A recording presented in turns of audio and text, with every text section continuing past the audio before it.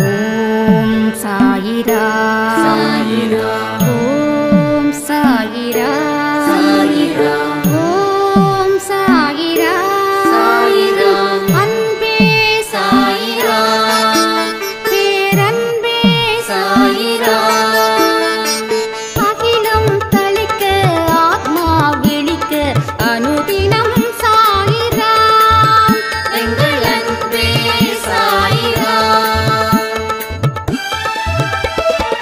ஒன்றே இறைவன் ஒன்றே பூமிக்கென்றும் சாயிரா சரணம் சாயிரா நன்றே செய்து வாழ்வோம் நாம் ஒன்றே செய்து வாழ்வோம் அன்பே சாயிரா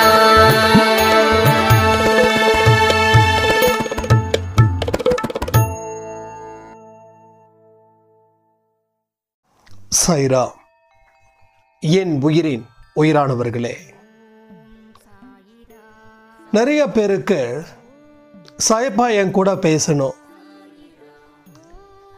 நான் என்னென்ன விஷயங்கள் எல்லாத்தையும் செய்கிறேனோ அதுக்கு அவர் விருப்பமாக இருக்காரா இல்லையான்றத நான் தெரிஞ்சுக்கணும்.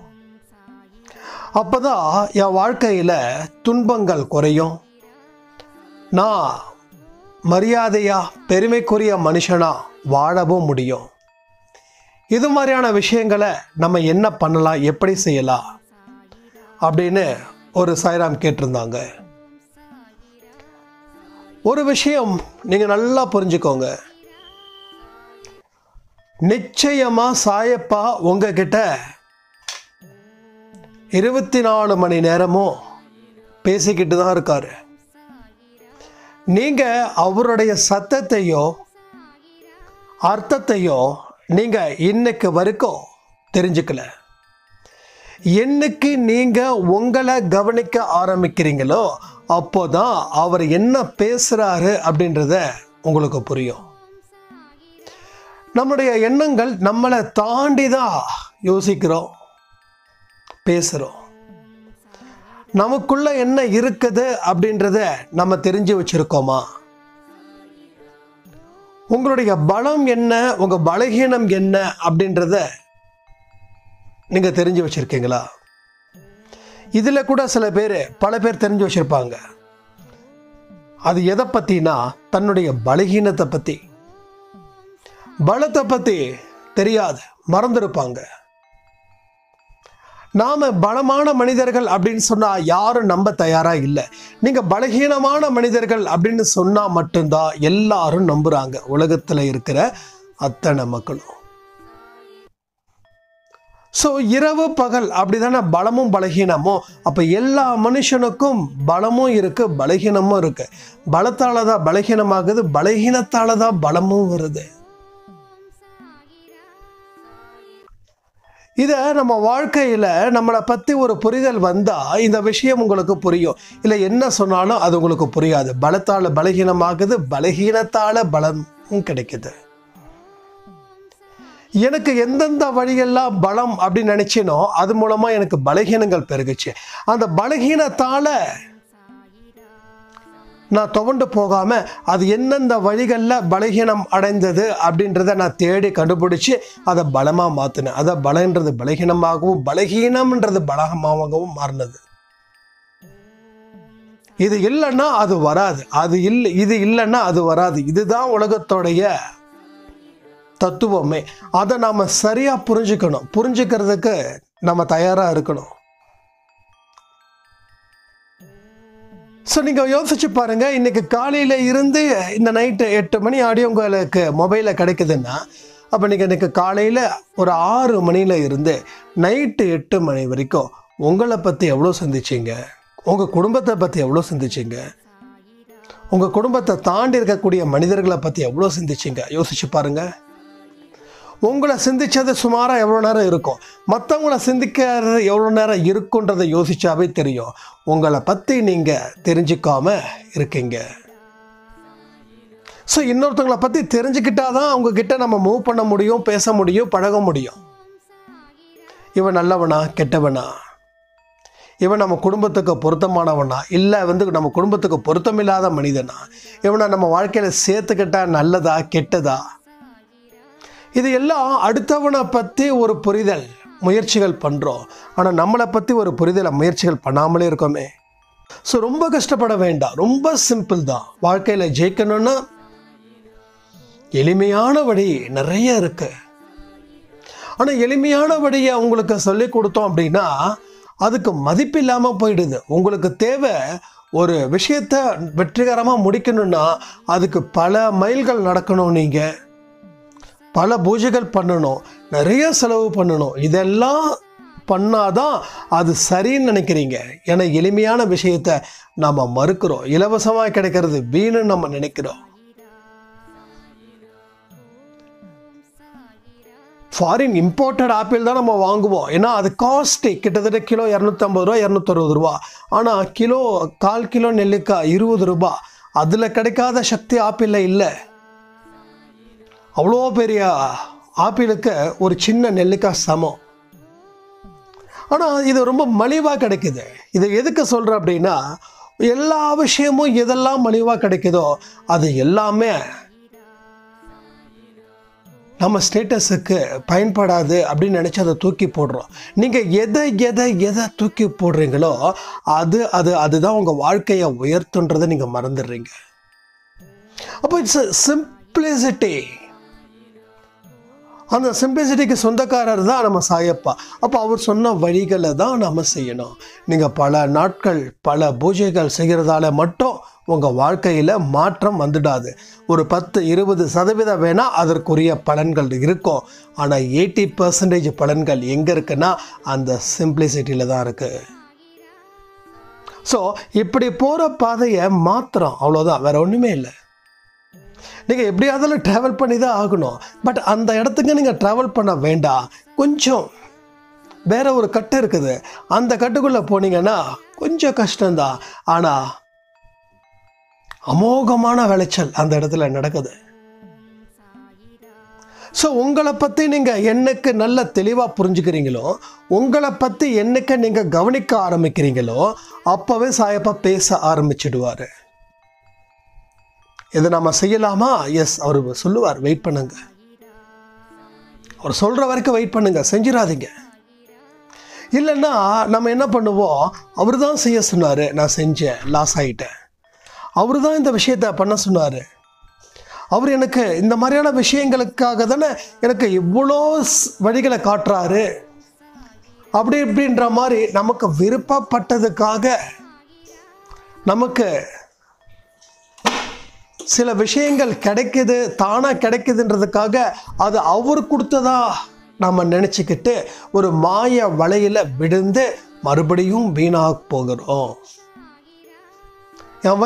என்னோட லைஃப்பில் நிறைய விஷயங்கள் நான் சொல்லலாம். ஆனால் சில விஷயங்கள் அது சொன்னால் அது மற்றவங்களுக்கு பிரச்சனை ஆகிடுன்றதுக்காக நான் சொல்லலை. ஸோ நானும் சில விஷயத்தை கடவுளாக எனக்கு அனுப்புனது, இது ஏற்படுத்தினது, இதை ஒத்துக்க வச்சுக்கிருக்கிறாரு, இதை நம்ம கண்டிப்பாக ஒத்துக்கிட்டு தான் ஆகணும் அப்படின்னு நினச்சது எல்லாம் கிடைக்காம போயிடுச்சு. அப்போ எதுக்காக இந்த விஷயங்கள் நடந்திருக்குதுன்னா, நம்ம மனசு அதில் ஈடுபடுது. அதுக்கு நம்ம ஒரு காரணத்தை சொல்கிறோம். அந்த காரணம் என்னென்னா, இது சாயப்பாவில் கொடுத்தது, இதை நிராகரிக்க முடியாது அப்படின்னு நாம் அதுக்கு ஒரு விஷயத்தை வைக்கிறோம். ஏன்னா இது ஒரு காரணம் வேணும்ல. ஒருத்தன் ஒன்றும் இல்லை, ஒருத்தன் திருட போகிறான், அவன் போலீஸில் மாட்டுறான். ஏண்டா திருடுறன்னு கேட்குறான். அவன் சொல்கிறான் 1000 காரணம். இல்லை, எங்கள் அம்மாவுக்கு உடம்பு சரியில்லை, எங்கள் அப்பாவுக்கு உடம்பு சரியில்லை, என் தங்கச்சியை படிக்க வைக்கணும், என் தங்கச்சிக்கு கல்யாணம் பண்ணி வைக்கணும். ஸோ இந்த காரணம் சொன்னதால் சரி ஓகே நீ திருடுனது சரிதான் அப்படின்னு சொல்லிடுவாங்களா போலீஸ்காரங்க? ஸோ என்ன ஆனாலும் திருட்டு நடந்ததுன்னா முட்டைக்கு தட்டுவாங்க. காரணத்தை கேட்குறாங்களோ கேட்கலையோ, ஆனால் நம்ம பண்ணதுக்கு உண்டான தண்டனை நிச்சயமாக இருக்கா இல்லையா? ஸோ இப்படி தான் நம்ம யோசிக்கணும். இது கடவுள் கொடுத்ததா, இல்லை நீ விருப்பப்படுறதால இது கடவுள் கொடுத்ததா, நீ அதை மாற்றத்தை அவர் மேலே தூக்கி போடுறியான்றது தான் மேட்ருங்க. அப்போ என் லைஃப்பில் நான் சில தோற்றதுக்கு காரணங்கள் அவரு தான் கொடுத்தாருன்னு நினச்சி நான் வாழ்ந்து கடைசியில் தோற்று போய் நிற்கும்போது தான் இது அவர் கொடுக்கலடா, நீ ஆசைப்பட்ட, நீ விருப்பப்பட்ட, அதனால் இந்த வாழ்க்கையை ஏற்படுத்திக்கிட்ட, இது அவர் கொடுக்கல, அவர் கொடுக்க வேண்டிய அவசியமும் இல்லை, நீ பொறுமை காக்கிறத விட்டுட்டு நீ எதுக்கு இந்த வேலை பார்த்த? இப்போ தெரியுதா? எந்த ஒரு விஷயமா இருந்தாலும் நாம் பொறுமையோடும் நம்பிக்கையோடும் காத்திருந்தாதான் அதில் சில விஷயங்கள் அவர் நம்மக்கிட்ட சொல்ல வருவார். நீங்களே அவசரப்பட்டு இது சாயப்பா கொடுத்தது எனக்கு அப்படின்னு சொல்லி நீங்களா ஒரு மாய வளையத்துக்குள்ளே சிக்கி சின்ன பின்னமாகி மறுபடியும் இப்படி போயிடுச்சே, அவரு தானே கொடுத்தாரு, அவரு தானே பண்ணாரு, நான் அதனால தானே செஞ்சேன்னா, இன்னும் உங்களுக்கு விருப்பமே இல்லாத மாதிரியும் இது அவருக்காக செஞ்ச மாதிரியும், அப்போது கொடுக்கும்போதும் அவர் தான் காரணம், அதில் சந்தோஷம் கிடைச்சதுக்கு அவர் தான் காரணம், நீங்கள் தோக்கும்போது அவர் தான் காரணம், நீங்கள் துன்பப்படுறதுக்கும் அவர் தான் காரணம் அப்படின்னு ஈஸியாக சொல்லிட்டு போயிட்டே இருப்பீங்க போல இருக்கே. ஸோ ஆழமாக யோசிக்கணும், இது நமக்கு பிடிச்சிருக்கா? நமக்கு பிடிச்சிருந்தாலும் அது கடவுளுக்கு பிடிக்கணும். இல்லை எனக்கு பிடிச்சிருக்குது எல்லாம் கடவுளுக்கு பிடிச்சிருக்குது அப்படின்னு நீங்கள் ஒரு தாட்டில் போனீங்கன்னா நீங்கள் உங்களுக்கு என்ன பிடிச்சிருக்குதோ அதுக்கு நீங்கள் அடிமைன்னு அர்த்தம். திரும்ப சொல்கிறேன், நீங்கள் அவருக்கு மட்டும் அடிமையாக இருங்க. யாருக்கு? சாயப்பாவுக்கு மட்டும் அடிமையாக இருங்க. நீங்கள் எல்லாருக்கும் அடிமையாக இருந்தீங்கன்னா கடவுளுக்கு அடிமையாக இருக்க முடியாது. கடவுளுக்கு அடிமையாக இருந்தால் எல்லா இடத்துலையும் மரியாதைக்குரிய மனிதர்களாக நீங்கள் உருமாறலாம். சரி, காலையில் சொன்ன சரணாகதி தத்துவத்துக்கும் அதுக்கு ஈக்குவலாக கூட இந்த ஆடியன்ஸ் கூட இருக்கும். ஏன்னா அவர்கிட்ட ஒப்படைச்சாச்சு, உன் விருப்பம் என் விருப்பம். அதுக்காக நம்ம சும்மா உட்காரல, எல்லாம் அவர் பார்த்துப்பாரு அப்படின்னு சொல்லி சும்மா உட்காந்துருந்தா வாழ்க்கையில் எதையுமே சாதிக்க முடியாது. அப்போ என்ன செய்யணும்? உங்களுக்கு இடப்பட்ட வேலைகளை நீங்கள் செய்யணும், அதில் மாற்றமே இல்லை. உங்களுக்குன்னு இருக்கக்கூடிய பொறுப்புகளை நீங்கள் என்னைக்கும் அதை செய்யணும். அதில் என்ன உங்களுக்கு கொடுப்போம்? சரி, அந்த பொறுப்புகளை செய்யக்கூடிய வேலைகளை எப்படி செய்யணும்? அது ஒரு பிரார்த்தனையாக நினச்சி, அதை ஒரு வழிபாடாக நினச்சி உங்கள் செயல்களை செய்யணும். நீங்கள் எந்த வேலை வேணாலும் செய்யுங்க. செருப்பு தைக்கிற தொழிலாக இருக்கட்டும், இல்லை ஒரு கம்பெனிக்கு மேனேஜராக இருக்கட்டும், எந்த வேலையாக இருக்கட்டும், ஆனால் உங்களுக்கு இடப்பட்ட வேலை உங்களோட அது வழிபாடு. கடவுளுக்கு செய்யக்கூடிய வழிபாடு தான் நீங்கள் செய்யக்கூடிய தொழில், நீங்கள் செய்யக்கூடிய செயல். ஒரு சாய்ராம் வந்து என்கிட்ட 2 நாளைக்கு முன்னாடி ஆடியோவில் சொல்லியிருந்தாங்க, இது மாதிரி நான் பஜ்ஜி போண்டா இது மாதிரிலாம் நான் கொடுக்குறேன், இதில் நான் டெவலப் ஆகிட முடியுமா அப்படின்னு. ஏன் ஆக முடியாது? இன்றைக்கி வண்டியில் கடை போடுறீங்க, உங்கள் திறமைகளை முழுக்க பயன்படுத்துகிறீங்க. ஸோ உங்களை சுற்றியும் ஒரு கூட்டம் இருந்துக்கிட்டே இருக்குது. நீங்கள் இங்கே செய்ய வேண்டியதெல்லாம் ஒன்று தான், கஸ்டமர் இல்லைன்னா நீங்கள் இல்லை, நீங்கள் இல்லைன்னா கஸ்டமர் இல்லை. உங்கள் ருசிக்காக அங்கங்கே இருந்து வாங்கிட்டு போகணும். கிட்டத்தட்ட 2 கிலோமீட்டர் 3 கிலோமீட்டர் தள்ளி இருந்தால் கூட இவர்கிட்ட நல்லா இருக்கும்பா அப்படின்னு சொல்லி வாங்குற அளவுக்கு அந்த ருசியும் இருக்கணும், தரமும் இருக்கணும். இப்போ உங்கள் திறமையை நீங்கள் முதலீடு ஆக்குறீங்க. அதில் வரக்கூடிய வருமானத்தை, ஒரு பார்ட் வருமானத்தை தனியாக சேவிங்ஸில் போடுறீங்க. இல்லை ஒரு நல்ல நம்பிக்கைக்குரிய ஒரு இடத்துல சீட்டு போடுறீங்க. அந்த சீட்டை எடுக்கக்கூடாது, அதையும் நான் சொல்லிடுறேன். ஏலத்தில் போய் முதல் மாதமே போய் நின்று நம்ம சீட்டு எடுக்கக்கூடாது. அது அவங்களாம் எப்போ முடியுதோ அப்போ உங்களுக்கு கொடுக்கணும். நீங்கள் பாதியில் சீட்டு எடுக்கிறது கடன் வாங்குற மாதிரி, அதை புரிஞ்சுக்கோங்க. 20 மாதமா 20வது மாதம் கடைசி ஆள் நீங்கள் தான். அவங்கள தம்பி எடுத்துக்கோப்பா அப்படின்னும் போது தான் நீங்கள் போய் எடுக்கணும். அந்த காசை எடுத்து என்ன பண்ணணும்? அடுத்த ஒரு முதலீடில் போடணும். இது மாதிரி ஒரு 5 லட்சம் ரூபாய் கையில் சேர்ந்துடுச்சுன்னா நீங்கள் ஒரு கடையை ஆரம்பிச்சிடலாம், ஒரு சின்னதாக ஒரு மெஸ் ஆரம்பிக்கலாம், அதுக்கப்புறம் பெரிய ஹோட்டல் ஆரம்பிக்கலாம். அதுக்கப்புறம் சின்ன ஹோட்டல் இன்னொரு இடத்துல ஒரு பிரான்ச் போடலாம். எங்கள் சரவண பவன் நம்ம தெரியும், வடபழனியில் ஹோட்டல். அந்த பொங்கல் இப்போ சாப்பிட்டா கூட நாக்கில் எச்சு ஊறும். அவர் இன்னும் ஆரம்பத்தில் இருந்தே வந்து பெரிய பணக்காரரா. ஸோ ஒரு விஷயத்த சொல்கிற, பெரிய பெரிய பணக்காரர்களை கடையை ஆரம்பித்து பெருசாக ஒன்றும் சாதிக்கலை. ஆனால் வயிற்றுக்கு காசே இல்லாதவங்க, சாப்பாடே இல்லாதவங்க, கஷ்டப்பட்டு தான் திறமையை பயன்படுத்துகிறவங்க தான் வாழ்க்கையில் சரித்திர படிக்கிறாங்க. ஆனால் நாம் என்ன பண்ணுறோம், ஒரு ஜெராக்ஸ் கடை நம்ம வச்சுருந்தா கூட கஸ்டமர் வந்தால் நான் வேலை செய்வேன். அப்போ மற்ற நேரத்தில் என்ன செய்கிறீங்க? சும்மா வந்து டைம் பாஸ் பண்ணுறீங்க. அப்போ உங்கள் திறமை நீங்கள் என்ன பண்ணுறீங்க, அதோட நீங்கள் முடிச்சுக்கிட்டீங்க. ஸோ உங்களை பற்றி நீங்கள் தெரிஞ்சிக்கல. எப்படி தான் ஒரு ஜெராக்ஸ் கடைக்காரவங்க என்கிட்ட சொல்லும்போது, என்ன பண்ணுறதுனே தெரில, கஸ்டமர் வந்தால் தான் எனக்கு காசு, நான் அது வரைக்கும் சும்மா தான் இருக்கேன், உட்காந்து யூடியூப்பில் ஷார்ட்ஸ் பார்த்துட்ருக்கேன். நீங்கள் வாழ்க்கையில் ஷார்ட்ஸ் பாருங்கள், உங்கள் வாழ்க்கையே ரொம்ப ஷார்ட்டாக மாறிடும். நான் பார்க்க வேண்டாம்னு சொல்லலை, நம்மளாம் மிஷின் கிடையாது. ஸோ என்டர்டெயின்மெண்ட் வேணும், சிரிக்கணும், மனசு சந்தோஷப்படுற மாதிரி வாழுங்க, தப்பே இல்லை. ஆனால் அதுதான் வாழ்க்கைன்னு நினச்சிடாதீங்க, அதுதான் தப்பு.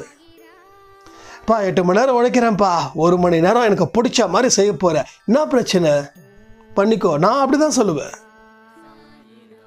எனக்கு பிடிச்சது ஒன்று தான், ஒர்க் அவுட் பண்ணுறது, பாட்டு கேட்டுகிட்டே ஒர்க் அவுட் பண்ணுறது. எனக்கு எல்லா பாட்டும் பிடிக்கும். எம்ஜிஆர் பாட்டு பிடிக்கும், ஜெயலலிதா பாட்டு பிடிக்கும், அடுத்தது யார் பாட்டு, ரஜினி பாட்டு பிடிக்கும், விஜய் பாட்டு பிடிக்கும், மகேஷ் பாபு பாட்டும் பிடிக்கும். இது மாதிரி எல்லா சாங்கும் பிடிக்கும். ஹிந்தி பாட்டு பிடிக்கும், கன்னடா பாட்டு பிடிக்கும், தெலுங்கு பாட்டு பிடிக்கும், மலையாள பாட்டு பிடிக்கும். ஸோ எனக்கு இசைக்கும் எனக்கும் சம்மந்தம் இருக்குது, எனக்கு பிடிச்சிருக்கு. அதை வந்து பண்ணிக்கிட்டு ஒர்க் அவுட் பண்ணும்போது அந்த 1.5 மணி நேரம் 2 மணி நேரம் எனக்கு அதில் கிடைக்கக்கூடிய ஒரு குஷி வேற எதுலேயும் கிடையாது. ஸோ நமக்கு இருக்கக்கூடிய என்டர்டெயின்மெண்ட்டு நம்ம ஹெல்த்துக்கும் மனசுக்கும் ஒரு உணவாக மாறணும். இல்லை நீங்கள் சொல்லிட்டீங்க எனக்கு என்டர்டெயின்மெண்ட்டுன்னா, ஓகே நான் வந்து உட்காந்துக்கிட்டு தண்ணி அடிக்க போகிறேன்,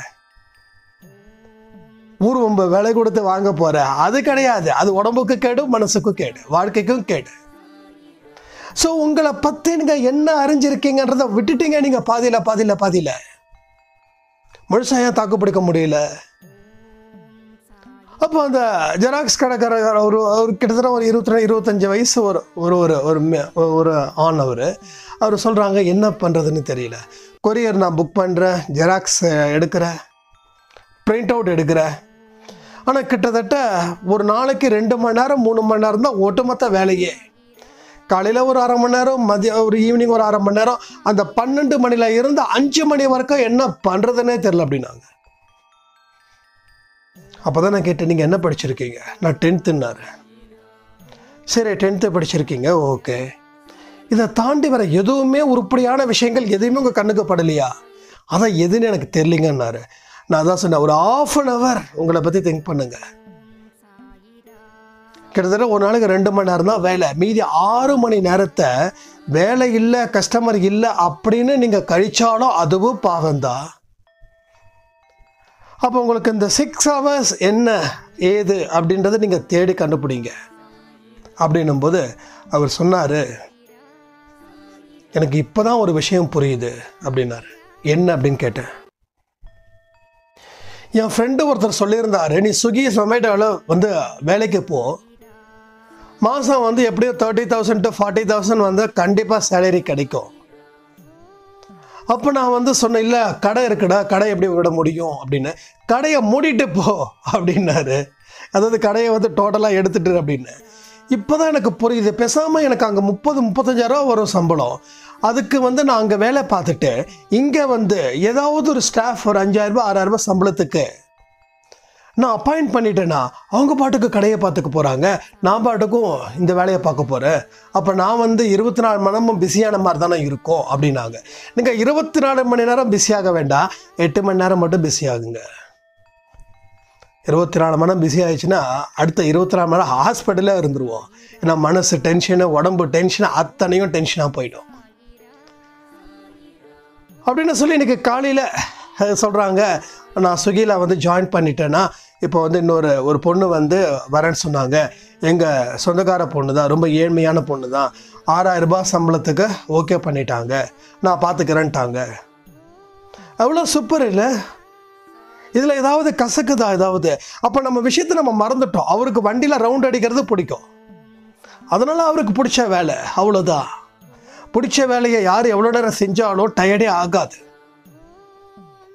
இப்போ மீதி 6 மணி நேரம் சும்மா வெட்டியாக உட்காந்துருக்கிறதுக்கு 4 வேலை பார்த்தா கையில் காசு கிடைக்கும். கையில் காசு கிடைச்சா அடுத்தடுத்த வேலையை நம்ம பண்ணலாம், அதை இன்வெஸ்ட்மெண்ட்டாக போடலாம் மறுபடியும் அந்த கடையில். ஸோ உங்களை பற்றி நீங்கள் தெரிஞ்சுக்க மறுக்கிறீங்க. அதனால தான் வாழ்க்கையை வாழவே உங்களுக்கு தகுதி இல்லாத ஒரு நபரை நீங்களே உருவாக்கிக்கிறீங்க, வேறு யாரும் உருவாக்கலை. ஸோ எத்தனை நாள் தான் மொபைலை பார்த்துக்கிட்டு, ஷார்ட்ஸை பார்த்துக்கிட்டு, உட்காந்துக்கிட்டு, சிரிச்சுக்கிட்டு இப்படியே இருந்தால் நம்ம வாழ்க்கையை பல பேர் சிரிக்க ஆரம்பிச்சிடுவாங்க. நீங்கள் மற்றவங்கள பார்த்து சிரிக்கிறது தப்பு இல்லை, ஆனால் உங்களை பார்த்து மற்றவங்க சிரிச்சிட்டாங்கன்னா, நீங்கள் எப்பயுமே மற்றவங்கள பார்த்து சிரிச்சுக்கிட்டே இருந்தீங்கன்னா அது உங்களுக்கு திருப்பி நடக்கும்ன்றது தானே உண்மை. ஸோ இதையும் மனசில் வச்சுக்கோங்களேன். அப்போ உங்களுடைய விஷயங்கள் என்ன ஏது? சாயப்பா உழைக்கிறதுக்கு மறுக்க மாட்டார். நீ உழைக்க மாட்டேன், நான் உழைக்க மாட்டேன் அப்படி சொன்னீங்களா தான் உங்களை வந்து திட்டுவாரே தவிர, உழைக்கிறீங்கன்னா ஓகே பண்ணுவார். ஆனால் பேராசைப்பட்ட எந்த ஒரு விஷயத்தையும் செய்யக்கூடாது. இப்போ செய்கிற வேலையே உங்களுக்கு நேரம் கரெக்டாக இருக்குது அப்படின்னும் போது இன்னொரு வேலையை எடுத்துக்கிட்டால் இந்த வேலை கெடுன்ற ஒரு தாட் உங்களுக்கு வரணும். அப்போ இந்த வேலையும் நடக்கணும், உங்களுக்கு அந்த வேலையும் நடக்கிறதுக்கு வாய்ப்பு இருந்தால் நீங்கள் செய்யலாம். இல்லைன்னா இதை நம்ம சிறப்பாக செய்கிறதுல தான் கவனத்தை இருக்கணும். அப்போ உங்களை பற்றி நீங்கள் எங்கே வந்து மாற்றிக்கிறீங்க தெரியுமா? அடுத்தவங்களை பற்றி யோசிக்கும் போது உங்களை நீங்கள் மாற்றிக்கிறீங்க. இதெல்லாம் ஒரு வேலையா, இதெல்லாம் ஒரு வாழ்க்கையா, இதெல்லாம் ஒரு பொழப்பா? ஸோ நீங்கள் மற்றவங்களுடைய வாழ்க்கையை பார்த்து உங்களுக்கு தாழ்வு மனப்பான்மை வந்துடுது. ஸோ தாழ்வு மனப்பான்மை வந்தவங்களுக்கு வாழ்க்கை எப்படி சீரும் சிறப்புமாக இருக்கும்? இருக்காது இல்லை? ஸோ அதுதான் இந்த மாதிரியான விஷயங்கள். ஸோ நீங்கள் நல்லா உழைச்சி பாருங்கள். உங்களுடைய கவனத்தை உங்களுக்குள்ளே செலுத்தினா மட்டும்தான் உங்களால் உழைக்கவே முடியும். இங்கே இருக்கிற ஹவுஸ் ஒய்ஃபுங்களுக்கு நான் ஒரு விஷயத்தை ரொம்ப தெளிவாக சொல்லிக்கணும்னு ஆசைப்பட்றேன். உங்களுக்கு நேரங்கள் இருந்துச்சுன்னா சின்ன சின்ன விஷயங்கள் செய்யுங்க. உங்களுக்கு டைலரிங்கில் இன்ட்ரெஸ்டாக இருந்துச்சுன்னா டைலரிங் மிஷின் ஏதாவது செகண்ட்ஸில் வாங்க. 3000, 4000, 5000 ஆகும்னு நினைக்கிறேன். நீங்கள் வாங்கணும்னு நினச்சா கண்டிப்பாக சாய்ப்பா வாங்கி கொடுத்துருவார், அதில் மாற்றமே இல்லை. ஸோ ஒருத்தங்க கிட்ட வந்து நம்ம கடனை வாங்கி கடனை கட்டிகிட்டு இருக்கோம், அதனால் எந்த லாபமும் இல்லை. ஆனால் இதே ஒருத்தங்க கிட்ட நம்ம கடன் வாங்கி அதை நம்ம தொழிலுக்காக முதலீடு பண்ணி அதில் வர லாபத்தை அவங்கக்கிட்ட கொடுத்துட்டோம் அப்படின்னா வாழ்க்கையில் எவ்வளோ நல்ல விஷயங்கள் நடந்திருக்குது. யோசிச்சு பார்க்குறீங்களா? அதுக்காக கடனை வாங்கி தொழில் ஆரம்பிக்க சொல்லலை. முதல்ல டக்குன்னு முடிவு பண்ணிட முடியாது. இங்கே ஒரு பெரிய ஒரு கெட்ட பழக்கம் ஒன்று இருக்குது.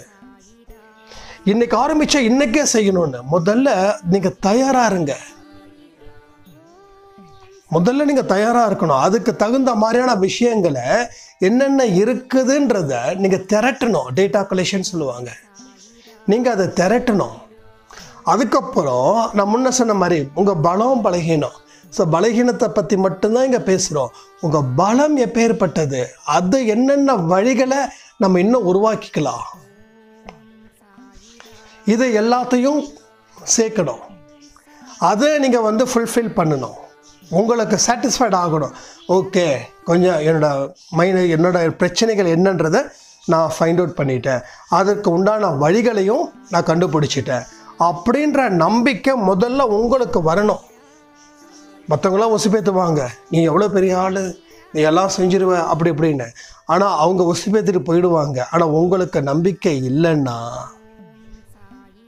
யார் எத்தனை இடத்துல உங்களை ஒசிப்பேற்றினாலும் நீங்கள் கீழே தான் விடுவீங்களே தவிர அங்கே நிற்கவும் மாட்டீங்க, அதை தாண்டி போகவும் மாட்டீங்க.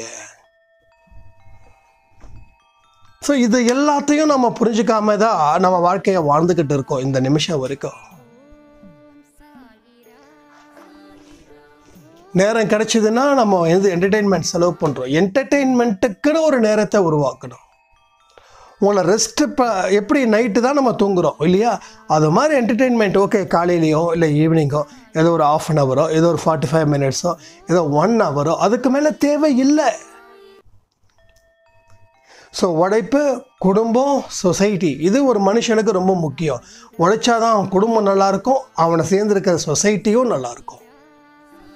ஸோ நம்மளால் 4 பேருக்கு நல்லது செய்வதற்காகத்தான் இந்த படைப்பு, அதை புரிஞ்சுக்கோங்க.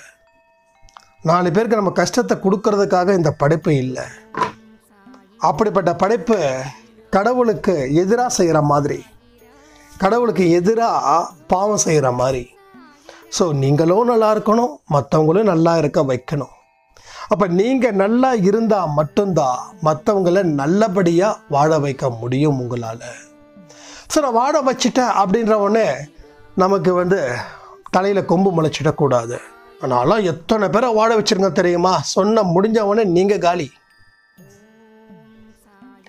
என்னைக்கெல்லாம் நம்ம வாழ்ந்துட்டோம்ப்பா, பல பேரை வாழ வச்சிட்டோம்ப்பா அப்படின்னு சொன்னாவே அடுத்த மாதத்தில் உங்களுக்கு யாராவது உதவி செய்கிற அளவுக்கு உங்கள் வாழ்க்கை மாறிடும். ஸோ ரொம்ப ஜாக்கிரதையாக இருங்க. இந்த அடிக்கடி நம்ம வீட்டில் அம்மா சொல்லுவாங்க, உனக்கு இந்த வாயில் தாண்டா சனி அப்படின்வாங்க. இப்போ இல்லை, அப்போ ஒன்றுமே பண்ணாமல் அதை பண்ணிட்டேன், இதை பண்ணிட்டேன், அதை செஞ்சிட்டேன், இதை செஞ்சிட்டேன், ஏன் இப்படி அப்படின்னு. ஏன்னா ஒரு சின்ன வெற்றியை கூட நம்ம அப்படியே பெருசாக நினைக்கிறோம். அதை வச்சு நம்ம ஆடுற ஆட்டம் என்ன, பாடுற பாட்டு என்ன, கூடுற கூட்டம் என்ன. ஆடுற ஆட்டமும் கூடுற கூட்டமும் ஏதோ ஒரு பெரிய டைலாக் ஒன்று இருக்குது, பட்டினத்தார் பாடல்னு நினைக்கிறேன். அதை அடிக்கடி தாத்தா சொல்லிக்கிட்டே இருப்பாங்க. அது எனக்கு அது சொல்ல தெரியல, ஆனால் அதோட அர்த்தம் புரியும். எல்லாம் செல்வம் இருக்க, புகழ் இருக்குது, எல்லாம் வருவாங்க, இது எல்லாம் போயிடுச்சுன்னா எல்லாம் போயிடுவாங்க. இதுதான் உலகத்தோட தத்துவம். அப்போ நமக்கு இருக்கிறது என்னைக்கா இருந்தாலும் அழியக்கூடிய விஷயங்கள் தான். ஏன்னா நாமளே அழியக்கூடிய மனுஷர்கள் தானே. நம்ம எத்தனை வருஷம் வாழ்ந்துட முடியும்? 120 வருஷம். உடனே எல்லாருக்கும் ஒன்றா 120, என்னங்க 120 சொல்கிறீங்க? 120 தான் நம்ம வாழக்கூடிய ஏஜ். ஆனால் இன்றைக்கி 80, 85. அந்த 80 கூட எப்படி மாத்திரை மட்டும் இல்லைன்னா எல்லாம் 40, 50, 60 காலி. இன்றைக்கி சாப்பிட்ற சாப்பாடாக இருக்கட்டும், ஃபாஸ்ட் ஃபுட்டு, பேக்கரி ஐட்டம்ஸ். சனிக்கிழமை நைட்டு, இன்னைக்கு நைட்டு பார்த்தீங்கன்னா நிறைய ஹோட்டலில், புரோட்டா கடையில் ஏகப்பட்ட க்யூஸ் நிற்கும். எல்லாம் விஷம். மைதா மாவு என்ன ஆகும் உடம்புக்கு யோசிச்சு பாருங்க. ஹார்ட் அட்டாக் வந்தவங்க, பிபி வந்தவங்க, சுகர் வந்தவங்க, அத்தனை பேரும் அதுக்கு அடிமை. அதில் மாத்திரை போட்டதால் இன்னொரு 10 வருஷம் சேர்ந்து வாடுறோம். மாத்திரை இல்லைன்னா காலி, அவ்வளோதான். ஸோ நம்ம இயற்கையான விஷயத்தை மறந்துட்டோம். இயற்கை நம்ம அது மதிக்கிறதே இல்லை. அதான் கொரோனா போட்டால் பாடுபட்டு கிட்டத்தட்ட 25% மக்கள் காணாமல் போயிட்டாங்க, இறந்து போயிட்டாங்க. யோசிச்சு பாருங்க. இயற்கையை நம்ம மதிக்காமல், இயற்கையை என்னைக்கு மதிக்கிறீங்களோ அன்னைக்கு உங்களுக்கு நிறைய ஞானம் பிறக்கும். நேற்று நைட்டு ஆரத்தி கிட்டத்தட்ட 10:30 மணி ஆயிடுச்சு.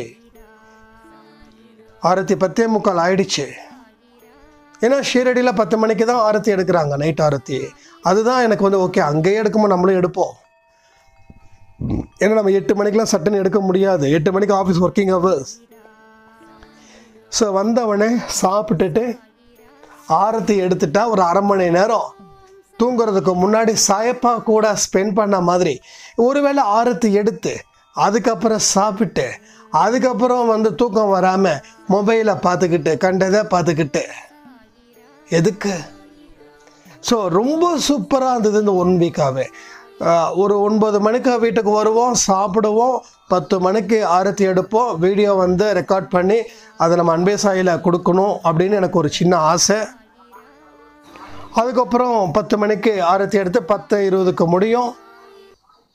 சாப்பிட்டுட்டு எடுத்து 20 நிமிஷம் 30 நிமிஷம் அதுக்கப்புறம் வெளியில் போயிட்டு மேலே வானத்தை பார்த்து ஒரு பிரார்த்தனை பண்ணும்போது அதில் இருக்கக்கூடிய அந்த சந்திரன் அந்த நட்சத்திரம் அப்போ அதை பார்க்கும்போது பிரமிப்பாக இருந்தது. இவங்களையும் நீ தான் படித்த, என்னையும் நீ தான் படிச்சிருக்க, எல்லா உயிரினத்தையும் நீ தான் படைச்சிருக்க, எல்லா கிரகத்தையும் நீ தான் படைச்சிருக்க, எவ்வளோ பெரிய ஆளுப்பா நீ. ஒரு பிரமிப்பு வருது இல்லை? நீங்கள் பாருங்கள், வானத்தை பாருங்களேன், ஒரு 6, 7, 8, 9, 10 மணிக்கு மேலே பாருங்கள், 9, 9:30 மேலே பாருங்கள் நைட்டு. நம்ம விடிய காலையில் ஒரு 5, 6 மணிக்கு பாருங்கள் வானத்தை பாருங்கள். வானம் அதுக்கு முன்னாடி பெரியவங்கெல்லாம் அதை பார்த்து தான் கும்பிட்டாங்க. அதை பாருங்கள், சொல்லாத விஷயங்களை சொல்லுங்கள். நீங்களா இப்படி மாறினீங்கன்றதையும் தெரியும். அதான் விடிய காலையில் 4, 4:30 மணிக்கு எந்திரிக்க சொல்கிறது. ஸோ 3:30 மணிக்கு சூரியன் உடைய அந்த கதிர்வீச்சு ஸ்டார்ட் ஆகிடுது. 6 மணிக்கு தான் வெளியில் வருதுன்னா 3, 4 மணிக்கு அதோட ஒளி கதிர் அவ்வளோ ஒரு பிரம்மாண்டமான ஒரு பவர் அப்படின்றாங்க. ஸோ அதில் கிடைக்கக்கூடிய அந்த ஃப்ரெஷ் ஆக்சிஜன், அந்த ஆக்சிஜன் இருக்கக்கூடிய அந்த எனர்ஜெட்டிக், அது நம்ம உடம்புக்கும் மூளைக்கும் அவ்வளோ ஒரு ஹெல்த்தை கொடுக்குது. ஸோ நோயாளிங்க கூட விடிய காலையில் சீக்கிரமாக எந்திரிக்கும் போது அந்த நோய் கூட போயிடுதுன்றாங்க. ஆனால் நம்ம என்ன நினைக்கிறோம், காலையில் 4 மணிக்கு எந்திரிச்சா தலைவலிக்கும், 5 மணிக்கு எந்திரிச்சா தலைவலிக்கும், 6 மணிக்கு எந்திரிச்சா தலைவலிக்கும், 7 மணிக்கு எந்திரிச்சா தலைவலிக்குன்னு சொல்கிறோம். நீங்கள் தலைவலிக்கத்தான் செய்யும். ஏன்னா உங்கள் மனசுக்குள்ளே அந்த தலைவலின்றத ஒரு இமேஜின் நீங்கள் படம் பிடிச்சிட்டீங்க. அப்போ நீங்கள் நைட்டு சீக்கிரமாக தூங்கினாதான் காலையில் சீக்கிரமாக எந்திரிக்க முடியும். 6 மணி நேரம் 7 மணி நேரம் தூக்கம். நீங்கள் ஒன்றும் இல்லை, ஃபார் எக்ஸாம்பிள் ஒரு ஈவினிங் ஒரு 7 மணிக்கு நீங்கள் படுங்க. தூக்கம் வராதுதா, எப்படியாவது ஒரு 1 hour புரண்டு படுறதுக்கு 8 மணிக்கு படுத்துட்டிங்கன்னா 9, 10, 11, 12, 1, 2, 3 கரெக்டாக 6 மணி நேரம் 7 மணி நேரத்தில் ஆட்டோமேட்டிக்காக நீங்கள் வந்திருப்பீங்க தெரியுமா? அப்போ நீங்கள் 12 மணிக்கு படுத்திங்கன்னா 1, 2, 3, 4, 5, 6, 7, 8 கிட்டத்தட்ட 7 மணி ஆகுது, 8 மணி ஆகுது. இதான் கணக்கு, வேறு ஒன்றுமே கிடையாது. ஸோ நமக்கு தூக்கம் 6 மணி நேரம் 7 மணி நேரம் எப்போ படுத்தாலும் அந்த அவ்வளோக்கு தூக்கம் இருந்தால் தான் நம்ம தூங்கு எந்திரிப்போம். இது மனசில் புத்தியில் பதிஞ்சிடுச்சு. அதனால தான் இந்த விஷயங்கள் நடக்குது. ஸோ என்னால் 4 மணிக்கு எந்திரிக்க முடியல அப்படின்னு சொல்கிறவங்க, நீங்கள் இப்போ எத்தனை மணிக்கு படுக்கிறீங்களோ 2 மணி நேரத்துக்கு முன்னாடி தூங்கி பாருங்கள். கொஞ்சம் கஷ்டம்தான். ஆனால் என்னென்னா இப்படி தூங்க சொல்கிறீங்க, எப்படி அப்புறம் வீட்டில் ஏதாவது ஒன்று பண்ணுங்கள், ஏதாவது ஒன்று செய்யணும், ஏதாவது ஒன்று செய்யணுன்ற ஆசை சாதனை எல்லாம் இருக்குல்ல உங்களுக்கு. அப்போ இந்த மாதிரியான விஷயத்தையும் நம்ம ஏதாவது ஒன்று செய்யணும். செஞ்சு பார்த்தீங்கன்னா கரெக்டாக 8 மணிக்கு நீங்கள் படுத்தீங்கன்னா விடிய காலையில் 4 மணி 5 மணிக்கு அலாரம் தேவையில்லை, நீங்களே ஆட்டோமேட்டிக்காக எந்திரிச்சிருவீங்க. எந்திரிச்ச உடனே தூக்கம் போயிடும். அதுக்கப்புறம் என்ன பண்ணுவீங்க, அடுத்தடுத்த வேலையை பார்க்க ஆரம்பிச்சிடுவீங்க. ஸோ அந்த ஒரு ஃபார்முலா நீங்கள் யூஸ் பண்ணுங்கள். ஸோ அதிகாலையில் எந்திரிச்சாதான் உங்களுக்கு 100க்கு 100 ஆசீர்வாதம் கிடைக்கும். வாழ்க்கை சந்தோஷமாக இருக்குன்னு சொல்லி இந்த ஆடியோவை முடிக்கிற. ஜெய் சாய்ராம். அந்த ராமன் உங்களை காக்கட்டும். உன்னுடைய வாழ்க்கையில் நீ செய்த தவறு, அதாவது உனக்கு தெரிந்த செய்த தவறு, தெரியாமல் செய்த தவறு என்று 2 விதமாக பிரிக்கலாம்.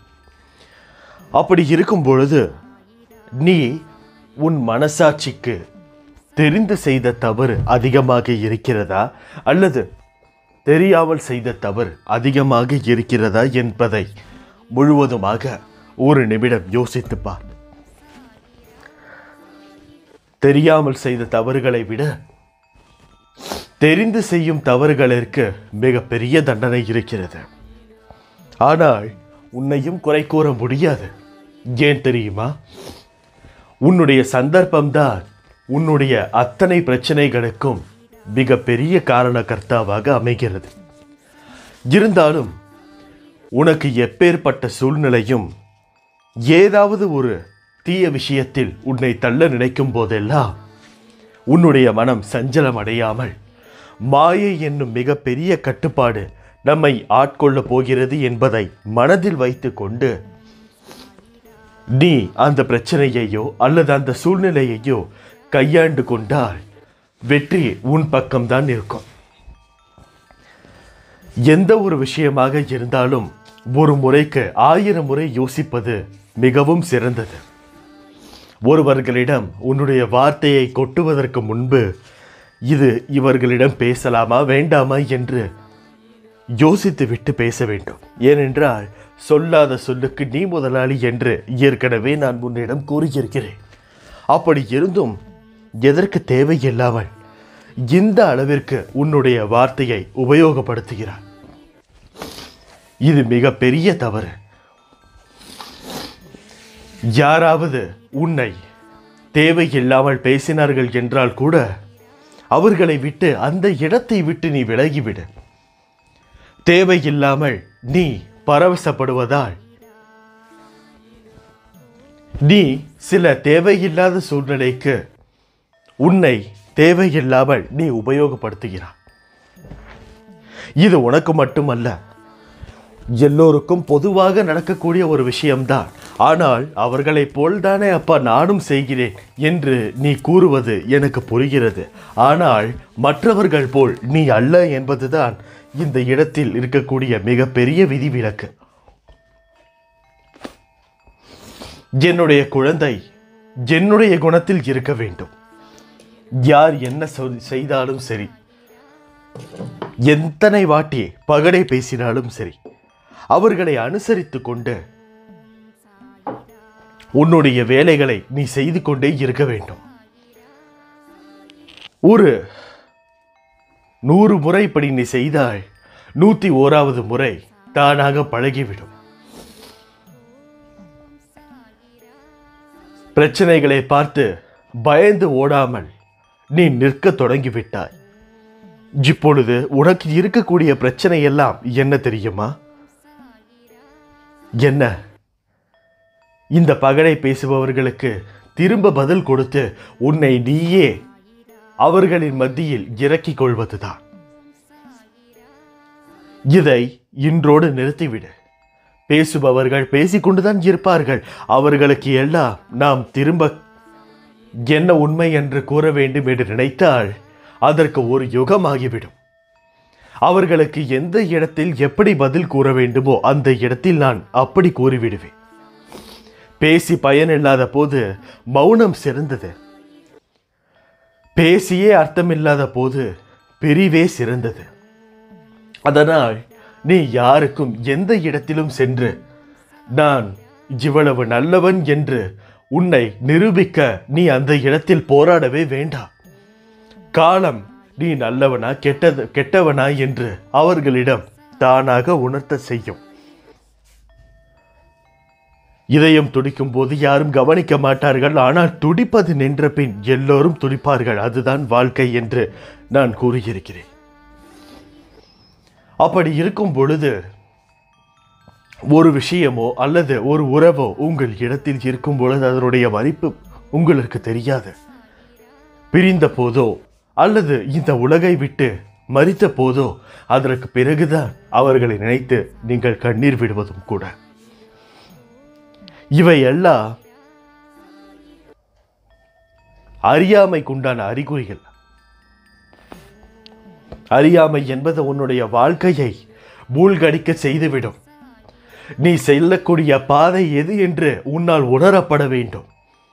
உன்னுடன் யார் யாரெல்லாம் பயணிக்கிறார்கள் என்பதையும் உன்னால் தெரிந்து கொள்ளப்பட வேண்டும். தெரியாத வரையில் உன்னுடைய வாழ்க்கை மிக பெரிய நூல் சிக்கலாக தான் அமையும். நூல் சிக்கல் லேசாக இருக்கும் போது நிச்சயமாக அதை பிரித்து நேராக்கி விடலாம். ஆனால் சிக்கல் மிக பெரிய முடிச்சாக மாறிவிட்டால் அதை எடுக்கவே முடியாது. அதனால் தான் கோருகிறேன், காற்றுள்ள போதே தூற்றிக்கொள். உன்னுடைய மனம் இப்போது கனமாக அல்லாமல் லேசாக இருக்கிறது. இப்பொழுது நீ உன்னுடைய மனதிடம் என்ன விதையிடுகிறாயோ அதுதான் நாளை உனக்கு திரும்ப தரும். லேசாக இருக்கும் போதே உன்னுடைய மனதை எப்படியெல்லாம் நல்ல வழியில் மாற்ற வேண்டுமோ அப்படியெல்லாம் மாற்ற நினைத்தால்தான் பிற்காலத்தில் உன்னுடைய மனது உனக்கு ஏற்றவாறு நேர்மறையான எண்ணங்களில் பயணிக்க தொடங்கும். உதவி செய்ய அனுபவம் இருக்க வேண்டிய அவசியம் இல்லை. இவர்கள் இதை கூறுவிடுவார்களோ என்ற பயத்தில் நீ இருந்தது எல்லாம் போதும். உன்னுடைய மனதிற்கு எது உண்மை என்று நினைக்கிறாயோ அதை செய்ய தொடங்கு.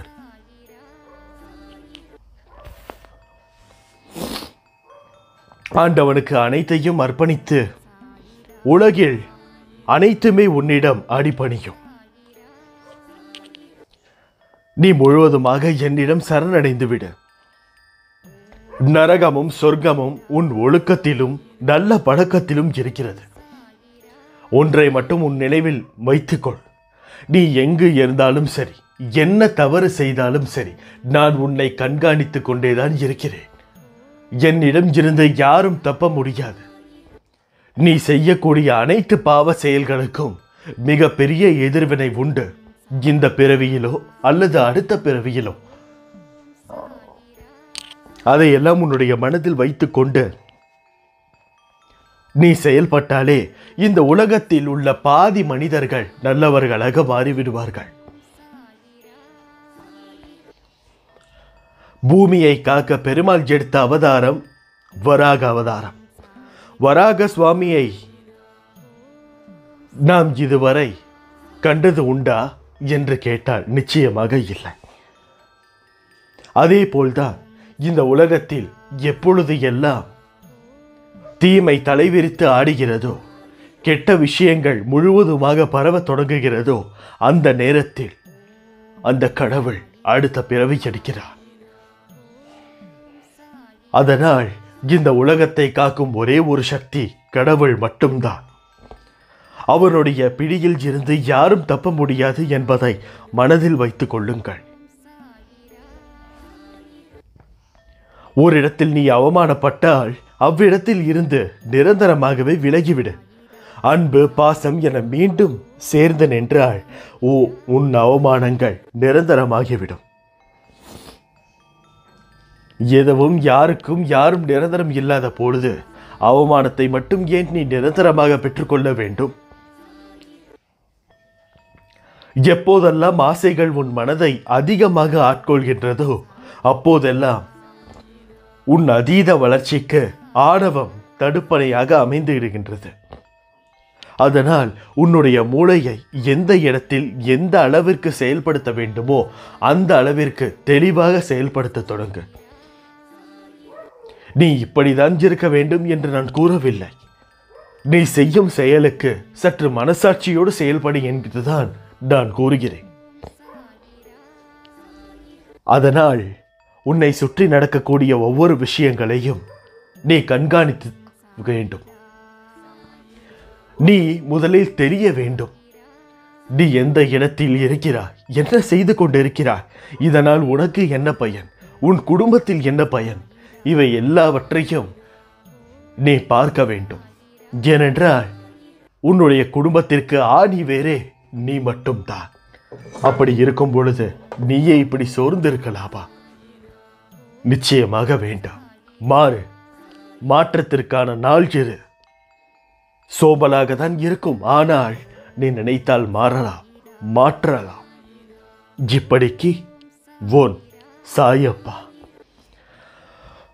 அல்லாஹ் மாலிக்.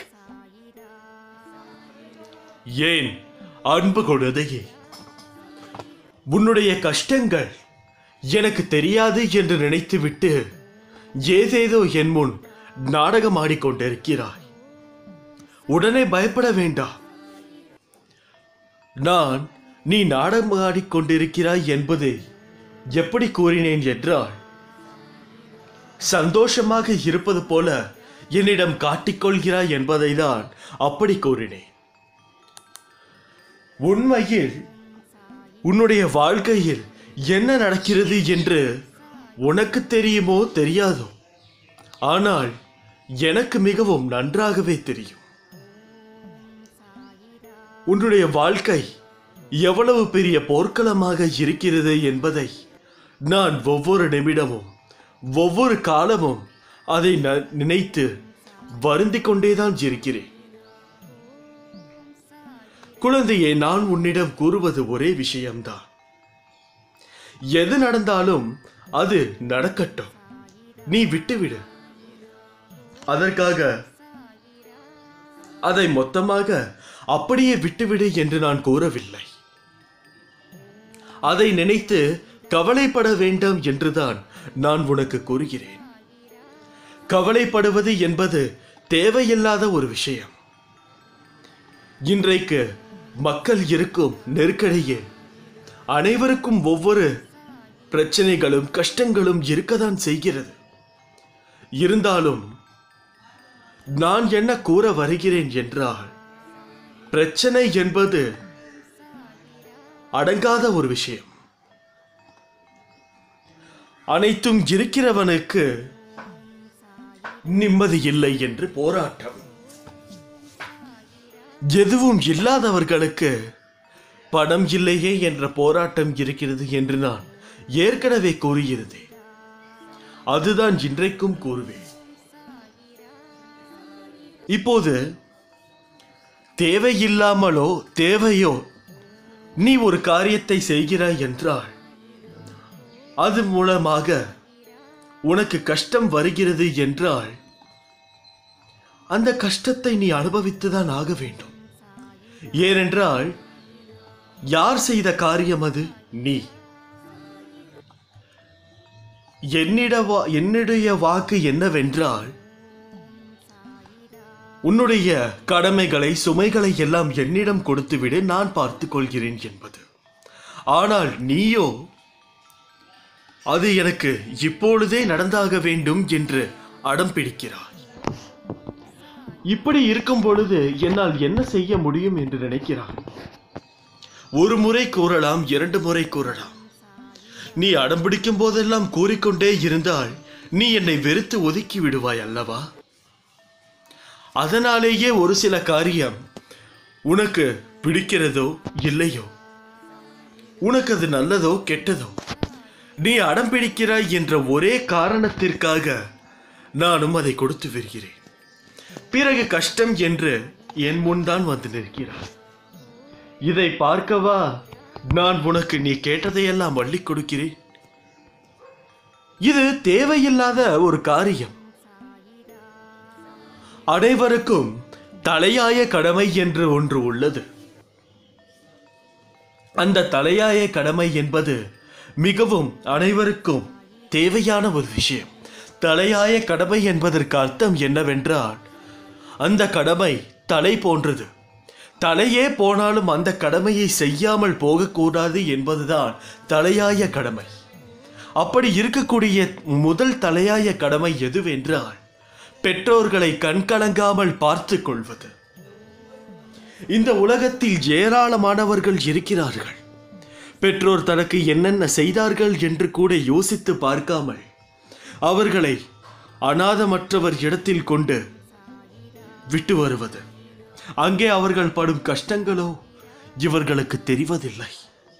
அப்படியே தெரிந்தாலும் இதையெல்லாம் கண்டு கொண்டால் தங்களால் முடியாது, ஆகையால் இதை பற்றி யோசிக்கவே கூடாது என்ற எண்ணம் என்ற முடிவு எடுத்து விடுகிறீர்கள்.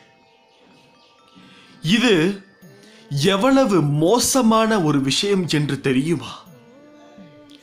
உங்களில் கேட்டுக்கொண்டிருப்பவர்கள் எத்தனை பேர் அப்படி செய்திருந்தீர்கள் என்று எனக்கு தெரியவில்லை. ஆனால் என்னுடைய குழந்தைகள் யாரும் அப்படி செய்ய மாட்டார்கள் என்ற ஒரு நம்பிக்கை எனக்கு உண்டு. அது ஏன் தான் அப்படி என்று எனக்கு இப்பொழுது வரை தெரியவில்லை. நீங்கள் பிறந்ததில் இருந்து உங்களை காப்பாற்றியது, வளர்த்தது அனைத்துமே உங்களுடைய பெற்றோர்தான். அப்படி இருக்கும் பொழுது அவர்களுக்கு ஒரு சிறு மரியாதை கூட இல்லாமல் நீங்கள் அப்படி செய்வது மிகவும் சரியா? கேட்டால் இல்லை என்றுதான் நான் கூறுவேன். உங்களுக்கு ஒரு தாயோ தந்தையோ உங்களை வேண்டாம் என்று நினைத்திருந்தால் எப்பொழுதோ தூக்கி எறிந்துவிட்டு போயிருக்க முடியும். ஆனால் அவர்களுடைய குழந்தை அது என்ற ஒரு தலையாய கடமை இருந்ததால் மட்டுமே இன்று நீங்கள் இந்த இடத்தில் உட்கார்ந்து கொண்டு நான் பேசும் பேச்சையும் நீங்கள் கேட்டுக்கொண்டிருக்கிறீர்கள். நினைத்து பாருங்கள், நீங்கள் இப்படி இருக்க குறைந்தது 1% கூடவா உங்களுடைய பெற்றோர்கள் காரணமில்லாமல் போய்விட்டார்கள்? 1% கூடவா உங்களிடம் அவர்கள் இருக்க தகுதி இல்லாமல் போனார்கள்? ஆனால் ஒன்றை மட்டும் புரிந்து கொள்ளுங்கள், எல்லோருக்கும் வாழ்க்கையில் அனுபவிக்க வேண்டியது என்று சில காலம் இருக்கும். அந்த காலம் வரும் பொழுது நீங்கள் என்ன செய்தீர்களோ அதேதான் உங்களுக்கும் திரும்ப வரும். இந்த உலகத்தில் விதை விதைக்கிறவன் வினை அறுப்பான் என்ற பழமொழி உண்டு. அதுபோல்தான் அனைவருக்கும், யாராக இருந்தாலும் சரி, எந்த ஜீவராசியாக இருந்தாலும் சரி. ஏனென்றால் நன்றாக புரிந்து கொள்ளுங்கள், உங்களிற்கும் மகனோ மகளோ இருக்கிறார்கள். அவர்களும் தெரிந்தோ தெரியாமலோ, விவரமாகவோ விவரம் இல்லாமலோ இதையெல்லாம் பார்த்து கொண்டுதான் இருக்கிறார்கள். அந்த சின்ன வயதில் நீங்கள் அவர்களுடைய மனதில் இதெல்லாம் அவர்களுக்கு தெரியாது என்று விதைத்தாலும், அவர்களுக்கு ஒரு காலகட்டத்தில் குறிப்பிட்ட காலத்தை தாண்டி இவர்களை இந்த இடத்தில்தான் வைக்க வேண்டுமோ என்ற மனோபுத்தி அமைந்துவிடும். மனோபுத்தி அமைந்துவிட்டால் பிறகு சரி செய்வது மிகவும் கஷ்டம். ஆகையால் நன்றாக பார்த்து கொள்ளுங்கள், உங்களிற்கும் நீங்கள் உங்களுடைய பெற்றோர்களை அப்படி செய்தீர்கள் என்றால் நிச்சயமாக அதே இடத்தில் உங்களுடைய பெற்றோர்கள் கஷ்டப்படக்கூடிய அனைத்து கஷ்டமும் நீங்களும் படுவீர்கள்.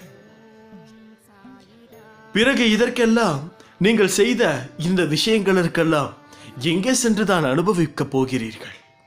ஆகையால் உங்களுக்கு சிறப்பான சம்பவம் காத்திருக்கிறது. இப்பொழுது கூட கைமீறி போகவில்லை. நீங்கள் நினைத்தால் இப்பொழுது கூட உங்களுடைய பாவத்தை நீங்கள் குறைக்கலாம். ஆகையால் யோசித்து முடிவெடுங்கள். ஒரு நல்ல விஷயம் இன்றே நடக்கட்டும். அந்த காலத்தில் இப்படி ஒரு விஷயம் இருக்கும் என்றே யாருக்கும் தெரியவில்லை. ஆனால் இந்த காலமோ குறிப்பிட்ட வயது வந்தால் அதுதான் நிலைமை போல. ஆகையால் உங்களுக்கு கஷ்டங்கள் வந்து சூழும் அந்த காலத்தில் பொறுமையாக அனுபவித்துதான் ஆக வேண்டும். நீங்கள் பதற்றப்பட வேண்டாம், பயப்படவும் வேண்டாம். என்ன நடக்க வேண்டும் என்று நடக்கிறதோ உங்களுடைய விதிகளின்படி அது நடந்துதான் தீரும். ஆனால் உங்கள் கண்கள் முன்னே நடக்கக்கூடிய ஒரு சிறு தவறை ஏன் நடத்த வேண்டும் என்றுதான் நான் கூறுகிறேன். அவர்கள் உங்களுடைய பெற்றோர்கள், உங்களை தோளில் எடுத்து சுமந்து கொண்ட உங்களுடைய பெற்றோர்கள். எத்தனை பேருக்காகவோ, உங்களுக்காக மட்டும் எத்தனை பேர்களிடமோ திட்டு வாங்கியவர்கள், அவமானப்பட்டவர்கள், அசிங்கப்பட்டவர்கள். உங்கள் ஒருவருக்காக மட்டும் எத்தனையோ இடத்தில் கடன் பட்டார்கள். கேட்கக்கூடாத வார்த்தைகள் அனைத்தையும் கேட்டார்கள். அனைத்தும் உங்களுக்காக மட்டும். அப்படி இருக்கும் பொழுது அவர்களை தவிக்க விட்டு நீங்கள் இருப்பது மோசத்திலும் மோசம். இப்படிக்கு போன் சாயப்பா. அல்லாஹ் மாலிக்.